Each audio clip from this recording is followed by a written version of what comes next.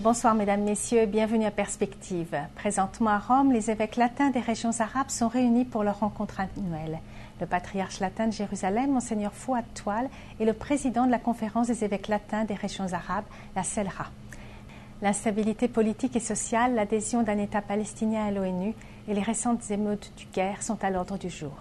Et puis hier à Ottawa, la messe des funérailles du père Robert Bédard, fondateur de la Société des Compagnons de la Croix, a été présidée par Monseigneur Terence Prendergast, archevêque d'Ottawa, en la basilique cathédrale Notre-Dame. Les compagnons œuvrent dans le diocèse d'Ottawa et dans d'autres diocèses en Amérique du Nord. Et puis dimanche 16 octobre, l'oratoire va célébrer le premier anniversaire de la canonisation de Saint-Frère André. Coyvu a rencontré le père Mario Lachapelle qui parle du déroulement de cet anniversaire et des premiers fruits de cette canonisation. Dimanche le 16 octobre à 14h dans la basilique, il y aura une grande fête. Une grande fête où on se souviendra des principaux événements qui ont entouré la canonisation à Rome, au stade olympique et ici même à l'oratoire Saint-Joseph. Une grande fête où il y aura des invités spéciaux, tels le cardinal Jean-Claude Turcotte. Il y aura des témoignages, des chants, des lectures, et à travers ces témoignages, on essaiera de comprendre ce que la canonisation a apporté aux gens. Et puis à la fin de la célébration, il y aura un envoi en mission. Les premiers fruits, ça a été immédiatement après la canonisation. On a eu une grande visibilité à cause de cette reconnaissance officielle de l'Église. Ça nous a forcé à approfondir sa spiritualité.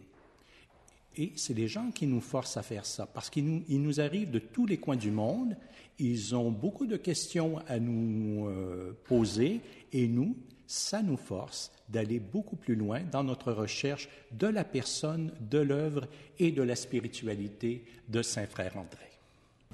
Lundi, notre programmation sera spéciale en l'honneur du premier anniversaire de cette canonisation du frère André. À 20h, nous diffuserons cette cérémonie du premier anniversaire et à 21h, Portier de Dieu, notre documentaire réalisé par Sébastien Lacroix.